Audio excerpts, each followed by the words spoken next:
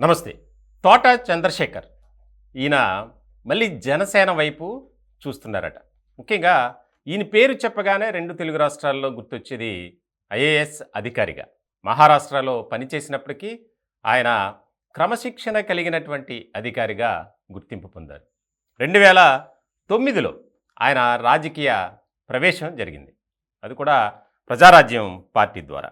ఆ సమయంలో 2009 ఎన్నికల్లో భాగంగా గుంటూరు ఎంపీగా ఆయన పోటీ చేశారు. తర్వాత వైఎస్ఆర్సీపీలోకి వెళ్ళారు.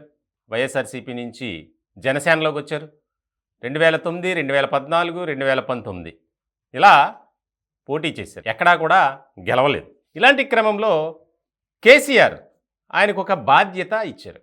ఆంధ్రప్రదేశ్కి సంబంధించి భారత్ రాష్ట్ర సమితి అధ్యక్షుడిగా 2023 జనవరిలో, అంటే ఏడాది పూర్తయింది.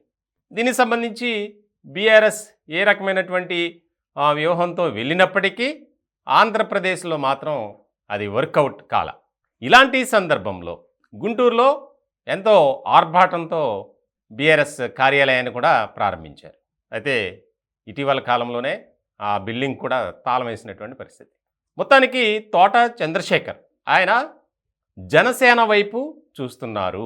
ఆ పార్టీకి కూడా, గులాబీ పార్టీకి కూడా గుడ్ బై చెప్పి జనసేనలో అయితే మన మనుగడ ఉంటుంది ఆంధ్రప్రదేశ్ రాజకీయాల్లో అనే భావనతో అత్యంత సన్నిహితులతో ఆయన చర్చించినట్లు, దానికి సంబంధించి జనసేనలో ఉన్నటువంటి కీలకమైనటువంటి నేతగా ఉన్న నాదెండ్ల మనోహర్తో ఆయన ఇటీవల కాలంలో భేటీ అయ్యారు.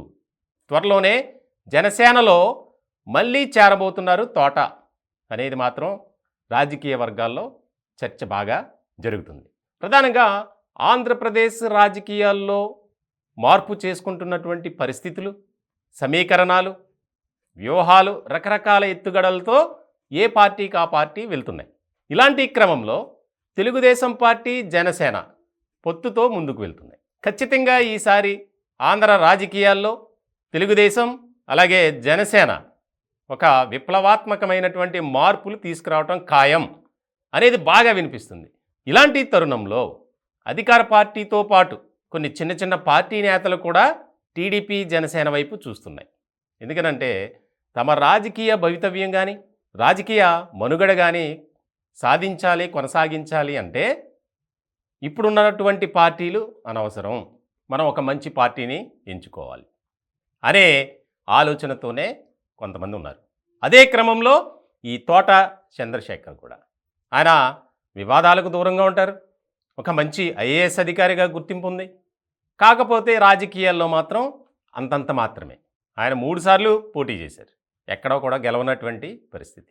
ఇలాంటి క్రమంలో ప్రజారాజ్యం, వైఎస్ఆర్సీపీ, జనసేన, బీఆర్ఎస్, మళ్ళీ జనసేన, ఇలాంటి నేపథ్యంలో ఆయన ఖచ్చితంగా ఆయన రాకనైతే జనసేనాని పవన్ కళ్యాణ్ స్వాగతిస్తున్నారని, ఆయనకు ఖచ్చితంగా పార్టీలో ఒక సముచితమైనటువంటి స్థానం కూడా దక్కుతుందని, సామాజిక వర్గం నేపథ్యంలో ఆయనకు ఒక కీలకమైనటువంటి బాధ్యత కూడా అప్పగిస్తారు అనేది ఎక్కువగా వినిపిస్తుంది. ఎందుకంటే ఎలక్షన్స్ టైం చాలా దగ్గరలో ఉంది.